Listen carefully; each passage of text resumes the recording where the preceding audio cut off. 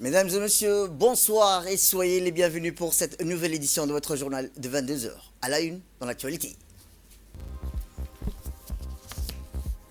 À la une, dans l'actualité nationale, une nouvelle ère de coopération scellée par 5 accords stratégiques entre Djibouti et l'Égypte. Toujours dans l'actualité nationale, c'est une célébration de la littérature comme pont entre savoir et civilisation lors du Salon du Livre. Et enfin, dans l'actualité internationale, direction la Turquie, où pas de dégâts signalés, Erdogan rassure suite à la situation et suit de près la situation de près en Turquie lors du séisme. C'était les titres. Merci si vous nous rejoignez. Eh bien, à la une, je vous le disais, le président de la République, son Excellence Ismaël Omar Guelleh, a reçu ensuite au Palais de la République son homologue égyptien, le président de la République d'Égypte, Abdel Fattah al-Sisi, dans le cadre d'une visite de travail placée sous le signe du renforcement des relations bilatérales stratégiques entre les deux pays. Eh bien, les deux chefs d'État ont entamé leur rencontre par un tête-à-tête au cours duquel ils ont procédé à un inventaire général des relations entre la République de Djibouti et la République d'Arabe d'Égypte.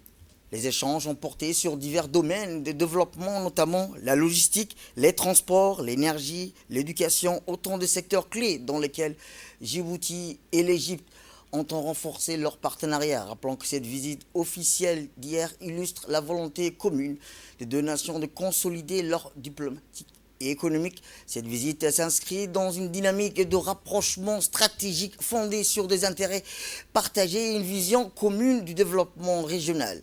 Outre les aspects bilatéraux, les discussions ont également été abordées des questions d'intérêt régional dans la coopération sécuritaire, la stabilité de la Corne d'Afrique ainsi que la promotion de l'intégration économique sur le continent africain.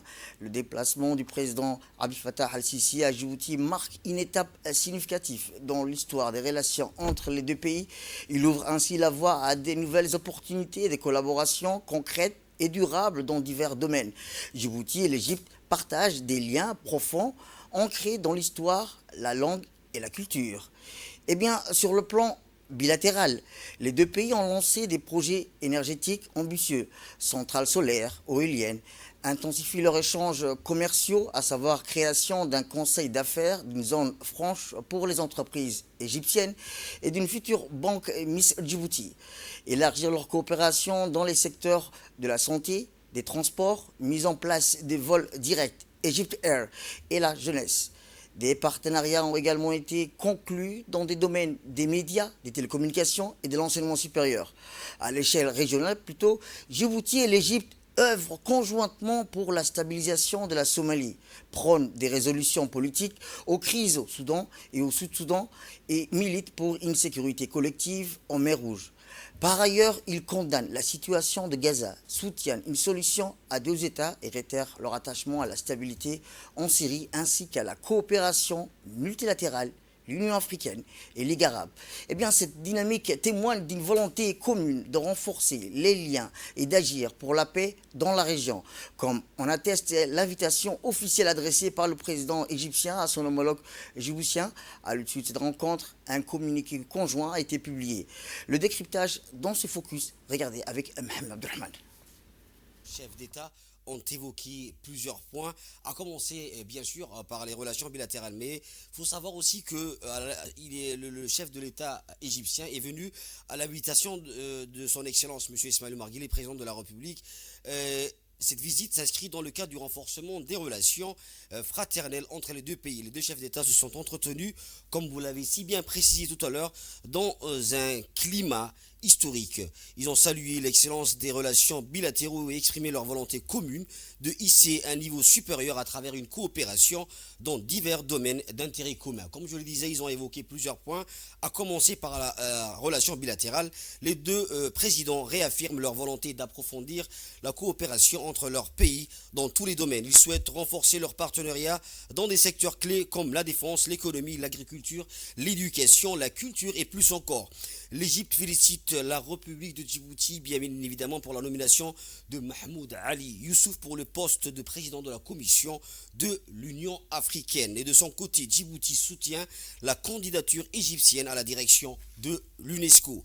Ils lancent aussi un projet commun de centrale solaire à Omar Djaga et renforcent leur coopération énergétique avec plusieurs projets égyptiens en cours à Djibouti. Il y a aussi, les deux pays veulent renforcer leur collaboration dans les ports, les zones franches et les infrastructures comme l'autoroute RN18 et le terminal à conteneurs de Doralé. Ils annoncent aussi l'ouverture imminente, bien sûr, de la banque Misr à Djibouti pour soutenir les échanges économiques. Les deux pays coopèrent contre l'extrémisme, notamment via l'Institut djiboutien pour la paix avec l'appui d'Al-Hazar. En fait, l'Égypte, envoie des convois médicaux à Djibouti et collabore pour améliorer les soins de santé maternelle et infantile. Les deux pays veulent renforcer les échanges entre les jeunes et le sport aussi et moderniser le stade Hassan Goulet selon les normes de la FIFA. Enfin, ça va pour clore cette première partie. Il y a eu la signature des accords, à savoir la coopération dans la jeunesse. Il y a aussi eu le sport, l'enseignement supérieur, les médias et la communication. Pour ce qui concerne la question régionale et internationale, la Corne d'Afrique, plus précisément la Somalie, ils soutiennent la stabilité de la Somalie, condamnent la tentative d'assassinat du président somalien et s'engagent à contribuer à la nouvelle mission de l'Union africaine. Soudan, la question donc concernant le Soudan, ils rejettent toute tentative de division du Soudan, appellent au dialogue entre les forces politiques et soutiennent l'acheminement de l'aide humanitaire. Au Soudan du Sud, ils appellent à une résolution pacifique des tensions internes pour préserver la stabilité régionale. La question sur la mer Rouge, donc le mer Rouge, ils insistent sur la sécurité de cette route maritime vitale et soutiennent l'activation du Conseil d'État riverain de la mer Rouge. La question palestinienne, cette fois-ci, ils condamnent les deux chefs d'État, condamnent l'agression israélienne à Gaza et appellent à une solution à deux États et exigent le respect du droit international. Concernant la question de la Syrie, ils soutiennent la stabilité des institutions syriennes et appellent à une transition inclusive pour rétablir la paix. Enfin, l'Union africaine, ils veulent promouvoir la paix, la reconstruction et le commerce intra-africain en ligne avec l'agenda 2063. Pour ce qui concerne la Ligue arabe, ils souhaitent relancer la coopération arabo-africaine conformément aux décisions du sommet de Malabo. Enfin, UNESCO, ils comptent renforcer leur coopération culturelle et éducative au sein de l'UNESCO. Les ministres des Affaires étrangères assureront bien sûr le suivi de la mise en œuvre des décisions et organiseront bien sûr la prochaine commission mixte. Le président Abdel Fattah al-Sisi a remercié Djibouti pour son accueil et invite cette fois-ci son homologue djiboutien, son Excellence M. Ismaël Omar Guelleh, à visiter l'Égypte très prochainement. Autre actualité dans ce 22h, c'est aussi le Djibouti Shipper Repair Yard et dock modulaire, flottant, ultra moderne. L'un des plus avancés, des plus grands d'Afrique de l'Est et de la mer Rouge a débuté les travaux sur les Abou Yasser 2 à 17h. Les travaux de réparation et d'entretien comprenaient le nettoyage de la coque et du fond à l'aide d'équipements haute pression, l'application d'un revêtement premium anti-fouling, le polissage de l'hélice et le remplacement des anodes en zinc usagées par des neufs. Les autres tâches comprenaient le grattage de la coque, le nettoyage des cales, la soudure et la peinture afin d'assurer les performances optimales au navire. Il est actuellement stationné au poste d'amarrage 6 avec à son bord 16 614 bêtes de bétail réparties comme suite, à savoir 16 000 moutons et 605 chameaux. Les travaux ont été achevés dans les délais et avec un niveau de qualité élevé, marqué ainsi une réussite pour le chantier naval. Aujourd'hui, le navire a été désarmé avec succès et a repris la mer à 16h45. Rappelons que le Djibouti Shipper Repair Yard et dock modulaire flottant ultramoderne est l'une des plus avancées et des plus grandes d'Afrique de l'Est et de la mer Rouge, offre des services de maintenance et de réparation sans interruption pour les navires en tant que l'une des cales flottantes les plus modernes de la région. Il renforce ainsi la position de Djibouti dans les services maritimes. Djibouti est déjà un centre logistique commercial clé et le chantier naval de réparation de Djibouti consolide ses infrastructures maritimes du pays. Pour rappel, c'est le 31 juillet 2023, sous le leadership éclairé du président de la République, son Excellence Ismaël Omar Guelleh, que Djibouti a franchi une étape historique avec l'arrivée du port de Djibouti, du plus grand dock modulaire flottant de la région, pièce maîtresse de Djibouti Shipper Repair Yard. Il s'agit là d'une vision présidentielle devenue réalité. C'est le démarrage d'un projet stratégique parfaitement intégré dans la vision 2035 du président Guelleh. Ces chantiers d'une dimension de 217 mètres de longueur avec 43,5 mètres de largeur, d'une capacité d'élevage impressionnante de 20 000 tonnes, va à terme créer plus de 100 emplois directs et indirects. Et je vous le dis dans le titre, sous le haut patronage du Premier ministre, M. Abdelkader Khan Mohamed, le ministère de la Jeunesse et de la Culture a organisé ce matin à la Bibliothèque nationale la cérémonie de clôture officielle du Salon du Livre de Djibouti 2025. Dans cette année, sous le thème « Le patrimoine culturel en général, le patrimoine oral et théâtral en particulier ». Rappelons que cette édition placée sous le signe de la promotion, de la lecture, de l'écriture et de la diversité culturelle s'est achevée en beauté avec une visite guidée des différents stands d'exposition en présence de la ministre de la Jeunesse et de la Culture, Dr Hibou Moumen Assoué, des membres du gouvernement, députés, parlementaires, de nombreuses personnalités du mode littéraire, d'acteurs culturels, d'invités internationaux, ainsi que d'un public nombreux et enthousiaste. Cette édition 2025 du Salon du Livre a été plutôt une fois, un moment fort pour la promotion de la lecture, de l'écriture, de la culture djiboutienne. Durant plusieurs jours, la Bibliothèque nationale s'est transformée en un espace de rencontre, de découverte et de partage, réunissant auteurs, éditeurs, chercheurs, étudiants et passionnés de littérature autour d'un programme riche et varié.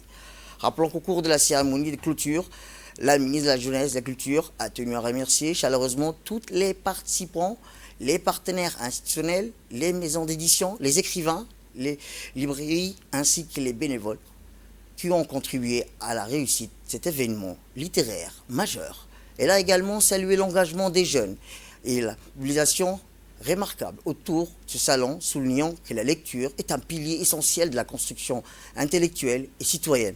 En promouvant le livre, nous favorisons une jeunesse éveillée, critique et porteuse d'avenir, a-t-elle déclaré. La visite des stands a permis aux officiels et au public de mesurer la diversité et la richesse des publications proposées des éditeurs venus de la région de la Corne d'Afrique, mais aussi d'autres pays francophones qui ont mis en lumière les enjeux de l'édition dans un contexte de mondialisation et d'évolution numérique. Le Salon du Livre de Djibouti s'inscrit désormais comme un rendez-vous incontournable du calendrier culturel national, participant activement à la valorisation du patrimoine littéraire et à la stimulation de la création locale. Le ministère de la Jeunesse et de la Culture réaffirme son engagement à faire de la lecture, et particulièrement du livre, un vecteur essentiel de cohésion sociale, d'éducation et de développement.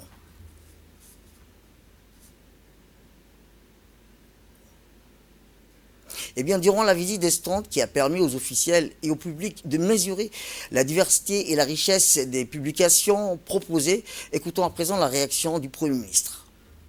La culture va toujours nous étonner de plus en plus. Parce qu'on voyait avant des livres, on voyait effectivement des gens qui écrivaient, on avait les auteurs. Aujourd'hui, nous avons aussi les éditeurs. Aujourd'hui, sous le signe de la Palestine, ce qui a été fait ici par les jeunes, c'est quand même mémorable. Et je demanderai effectivement à ce que chaque année, la même chose, l'ambassadeur de la Palestine qui est présent ici pourra vous donner les documents nécessaires ou le développement qui se passe actuellement en Palestine.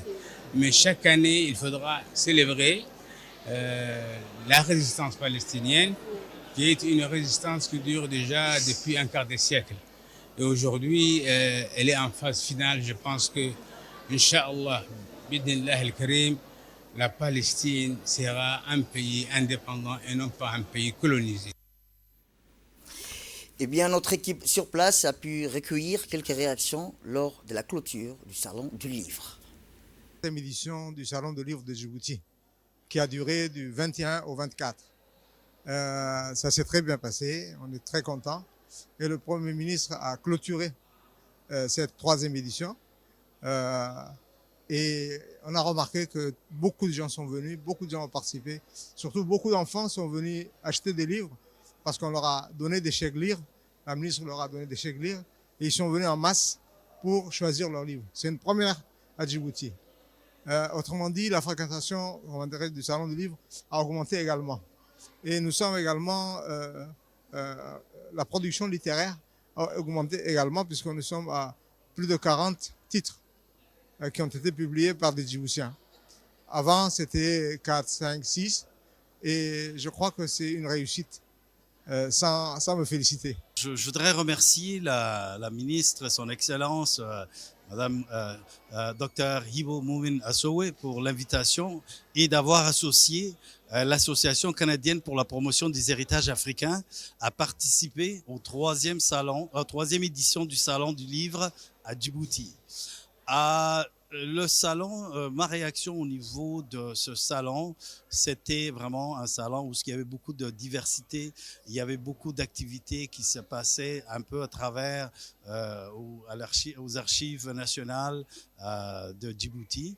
Alors, et l'autre chose que j'ai trouvé très intéressant, c'est qu'il y avait beaucoup d'implications des jeunes, ce qui permettait que les jeunes en fait s'impliquent et qu'ils donnent leur propre perspective et puis qu'ils puissent s'intéresser à la lecture. C'est quelque chose qu'on encourage. Et nous, en tant qu'Association canadienne pour la promotion des héritages africains, on appuie ce genre d'activités et d'initiatives.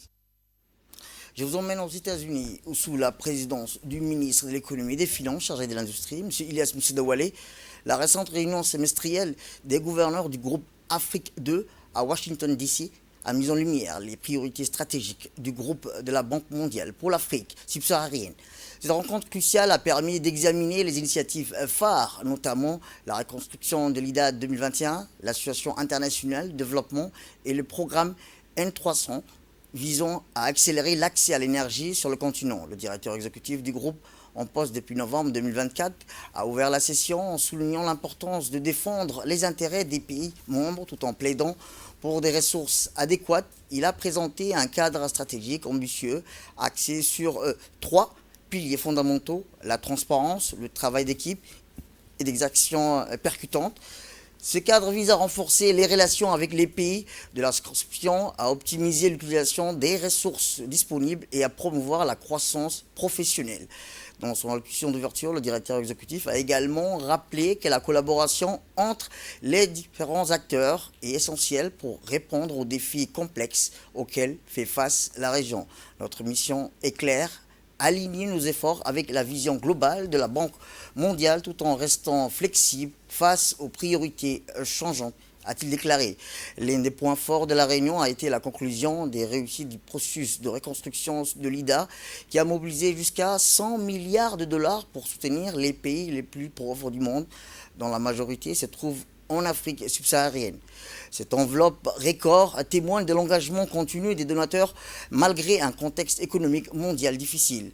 Ainsi, Enrico Flanco, expert senior de la Banque mondiale, a souligné que l'Afrique reste un client de l'IDA bénéficiant de la plus grande part des financements concessionnels.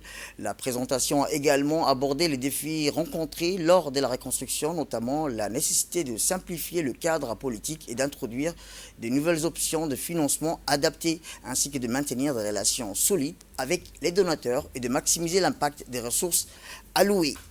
Retour à Djibouti, où l'Institut Confucius de Djibouti, en partenariat avec des entreprises chinoises implantées dans le pays, a orchestré aujourd'hui une cérémonie mémorable en l'honneur de la Journée internationale de la langue chinoise.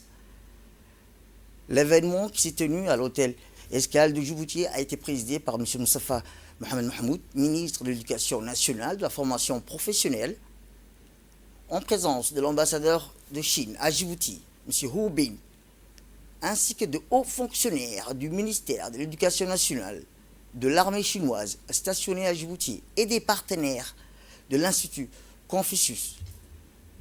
Les élèves des lycées de Djibouti ont offert une présentation et représentation théâtrale captivante sur la vie de la guerrière Mulan, accompagnée des chants et des danses en chinois. Leur performance remarquable a enchanté l'auditoire présent dans la salle.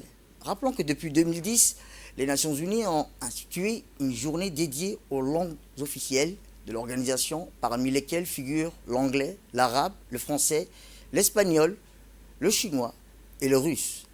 L'ambassadeur de Chine à Djibouti a souligné que la langue d'histoire de la langue chinoise, l'une des plus anciennes toujours en usage. Aujourd'hui, il a également rappelé son statut en tant que l'un des 6 langues officielles des Nations Unies et l'une des langues les plus parlées du monde.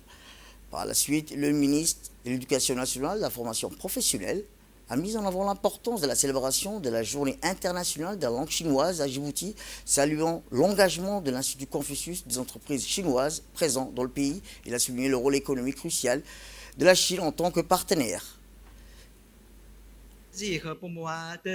Vous accueillir ici pour célébrer la Journée internationale de la langue chinoise 2025. Tout d'abord, au nom de l'ambassadeur, je tiens à exprimer notre sincère gratitude à son Excellence, Monsieur le Ministre, votre équipe dans le ministère, ainsi qu'à tous les amis et partenaires djiboutiens et chinois pour votre engagement indéfectible et soutien constant à la promotion de l'enseignement du chinois à Djibouti. Je tiens également à remercier Mme Zhu et Mme Hong et tous les collègues dans l'Institut de Confucius pour les grands efforts et grandes contributions à cet égard et les facilités pour cette date festive et pour l'excellence de l'organisation à cette réunion aujourd'hui. Et bien dans son discours, le ministre de l'Éducation nationale, de la formation professionnelle, M. Moustapha Mohamed Mohamoud, a indiqué que cette journée offre une opportunité précieuse de rendre hommage à une langue plurimillénaire parlée par plus d'1 milliard de personnes et qui constitue l'un des piliers majeurs du patrimoine culturel mondial. Écoutons-le.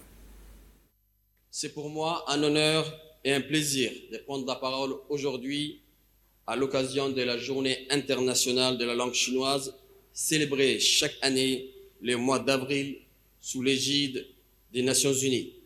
Cette journée nous offre une opportunité précieuse de rendre hommage à une langue plurimillénaire, parlée par plus d'1 milliard de personnes et qui constitue l'un des piliers majeurs du patrimoine culturel mondial.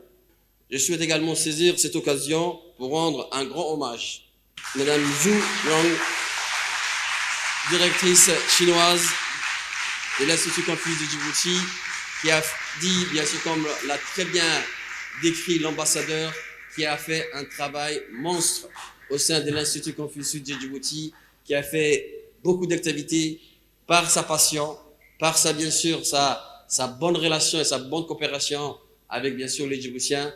Et je voulais vous dire vraiment merci pour tout. Vous êtes pionnière de l'apprentissage de la langue chinoise à Djibouti. Je tiens également ici à saluer tous les enseignants, les étudiants et les passionnés de la langue chinoise qui, par leur engagement, bâtissent chaque jour des passerelles entre nos deux peuples, nos deux cultures. En célébrant donc aujourd'hui la langue chinoise, nous affirmons aussi notre engagement au multilinguisme, à la diversité culturelle et au respect de toutes les identités linguistiques. Car dans un monde de plus en plus interconnecté, la connaissance de l'autre commence par l'apprentissage de sa langue. Mesdames et messieurs, la langue chinoise a encore beaucoup à nous offrir. En la découvrant, nous découvrons pas seulement une grammaire ou un alphabet, nous découvrons une vision du monde, une sagesse ancienne, un art de vivre. Permettez-moi donc, en ce jour de célébration, d'exprimer le vœu que l'enseignement du chinois continue de se développer dans notre pays au bénéfice de notre jeunesse et de notre avenir commun. Autre actualité dans ce 22h, c'est aussi cette série d'ateliers thématiques répartis sur 2 jours portant sur le renforcement des capacités dans le domaine du crédit bail, qui s'est ouvert ce matin à l'hôtel Aïla. Cet événement a été conjointement organisé par l'International Finance Corporation, la Banque centrale de Djibouti et le ministère du Budget, le secrétariat d'État chargé des investissements et le ministère de la Justice. La cérémonie de lancement a été marquée par une série de discours officiels soulignant l'importance des instruments financiers dans le développement économique du pays, en particulier pour les secteurs privés et les petites et moyennes entreprises. Rappelons que dans son allocution d'ouverture, le directeur exécutif de la Banque centrale a rappelé le cadre juridique, les règles prudentielles encadrant le crédit bail, ainsi que les mécanismes de contrôle associés, soulignant l'importance d'un cadre réglementaire solide pour garantir la sécurité et l'efficacité de ces modes de financement. La Banque centrale a sollicité l'AFC et a signé un accord de coopération avec elle en octobre 2024 à Washington afin de mettre à jour la loi et d'encadrer cette activité financière. Ainsi, cet atelier, Inch'Allah, vise à explorer les meilleures pratiques internationales pour la rédaction des textes réglementaires et à fournir des recommandations sur les règles prudentielles, le refinancement et le soutien aux PME. Les discussions s'orienteront également vers les implications juridiques et fiscales du crédit bail. Cet effort s'inscrit ainsi dans une démarche plus large de la modernisation du secteur financier à Djibouti, incluant les réformes, notamment la mise en place d'un switch monétique, une centrale de risque plus moderne, ainsi que la révision des dispositifs de la lutte contre le blanchiment et le financement du terrorisme. C'est un honneur qui m'est donné de m'exprimer sur un grand chantier qui s'insère dans la feuille de route de notre cher président de la République, qui est de transformer notre secteur financier et parvenir, Inch'Allah, à notre ambition de bâtir une solide place financière, un rayonnement régional et international.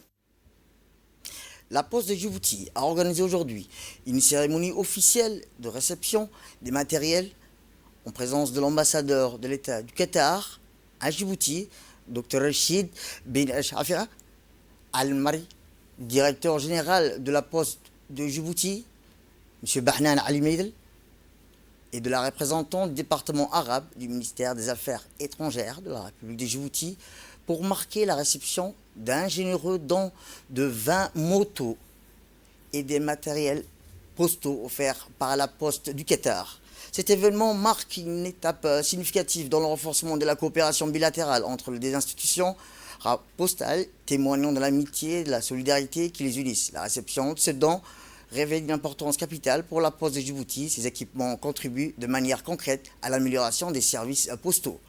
Ainsi, l'optimisation des délais de livraison et au renforcement des capacités opérationnelles sur l'ensemble du territoire djiboutien. Cette initiative, rappelons-le, illustre la volonté commune des deux pays à promouvoir des partenariats gagnant-gagnant et favorisant ainsi les échanges technologiques et le partage d'expertise. Elle ouvre ainsi également la voie à des futurs projets des services postaux et logistiques en Afrique. Le directeur général de la Poste de Djibouti a exprimé sa profonde gratitude envers la Poste de Qatar pour ce soutien précieux, en particulier au directeur général de la Poste du Qatar. Il a indiqué que, je cite, « ces motos et équipements nous permettront d'étendre nos services, notamment dans les zones rurales, et améliorer l'efficacité de nos opérations », a-t-il ajouté. Autre actualité dans ce 22h, c'est aussi dans le cadre de la promotion de l'inclusion sociale et éducative des enfants à besoins spéciaux. Le consortium composé SOS Village et Sunna Al-Haya a organisé le mercredi au Sheraton Hotel une conférence dédiée à la thématique de l'autisme avec le soutien financier de l'Union européenne et en collaboration avec le ministère de la Santé. Cet événement s'inscrit dans le cadre d'un projet global visant à renforcer la prise en charge, la sensibilisation et l'intégration des personnes autistes dans la société. La conférence a réuni plutôt des experts nationaux et internationaux, des professionnels de la santé, des éducateurs spécialisés, des familles ainsi que des représentants d'institutions publiques et d'organisations de la société civile. L'objectif de la conférence sont de sensibiliser le grand public aux réalités de l'autisme et combattre les préjugés, partager les bonnes pratiques en matière d'accompagnement éducatif et psychologique, renforcer la coopération dans les acteurs institutionnels et communautaires. Et le docteur Moushtaq. Cette rencontre est portée avec conviction par SOS Village d'Enfants et notre partenaire engagé, Suna Al-Haya, dans le travail de proximité avec les enfants à besoins spéciaux et en général, aujourd'hui, plus particulièrement les autistes et leurs familles, est tout simplement admirable. Jour après jour, Suna Al-Haya tend la main, accompagne, soutient, éclaire et surtout ne lâche jamais. Pour cela, je leur adresse toute ma reconnaissance et mes profonds remerciements. L'Union de la presse francophone, section Djibouti, a lancé mardi dernier un atelier de formation sur les lois encadrant les médias et l'Institut des études diplomatiques de Djibouti. Cet événement qui s'est tenu en présence des professionnels de la presse nationale avec le soutien de l'ambassade de France à Djibouti. Dans son cours d'ouverture, le président de l'UPF, M. Kennedy Ibrahim Hussein, a souligné l'importance cruciale de cette initiative pour le renforcement des capacités des journalistes djiboutiens en maîtrisant les lois qui encadrent les médias. Vous gagnerez en autonomie, en légitimité et en impact, a-t-il déclaré. Il a insisté sur la nécessité pour les professionnels de formation de connaître les cadres juridiques applicables et leur métier afin de mieux défendre leurs droits, protéger leurs sources et faire face aux défis liés à la déontologie et à la désinformation. De son côté, M. Éric Chevreuil, chargé de la coopération d'accueil culturel, a rappelé que la presse joue un rôle essentiel dans la vie démocratique en garantissant le droit à l'information, en facilitant les débats publics et en contribuant à la transparence de la vie sociale, économique et politique. C'est pourquoi la connaissance fine des lois encadre la liberté de communication et la régulation des médias, les droits professionnels est non seulement utile, mais indispensable à l'exercice éthique, a-t-il déclaré. Sont ceux qui montrent l'évolution, la transformation de cette société et quelque part, ils font aussi partie de cette transformation et quelque part, ils amènent aussi les idées qui font que les dirigeants ensuite transforment ou accélèrent la progression ou accélèrent les réformes de manière à faire évoluer la société. Eh bien, comme je vous le disais, cet atelier de formation sur les lois encadrant les médias était assuré par M. Abdurrahman Mohamed alias Shibashi, journaliste formateur de la radio-télévision de Djibouti. Rappelons que l'UPF Djibouti réaffirme à travers cette initiative son engagement en faveur d'un journalisme respectueux des normes légales et déontologiques. Écoutons le président de l'UPF.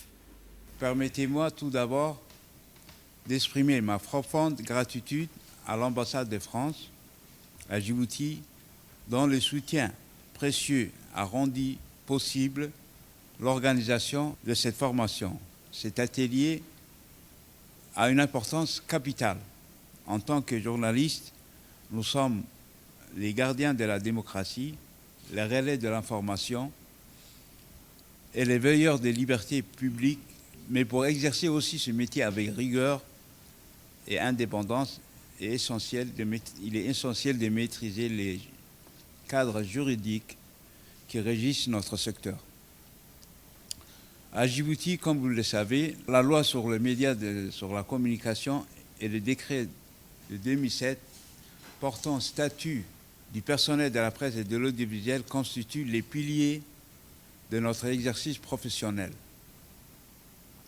Pourtant, combien d'entre nous les exploitent pleinement pour défendre nos droits et accomplir notre mission en toute légalité. C'est précisément pour répondre à ces questions que nous avons conçu une formation qui a pour objectif de vous outiller, comprendre les textes en vigueur et leurs implications concrètes, savoir vous protéger juridiquement dans l'exercice de votre fonction, renforcer votre crédibilité. En maîtrisant les lois qui encadrent les médias, vous gagnerez en autonomie, en légitimité et en impact. Formule le vœu que ces journées soient riches en échanges, en apprentissage et en perspective.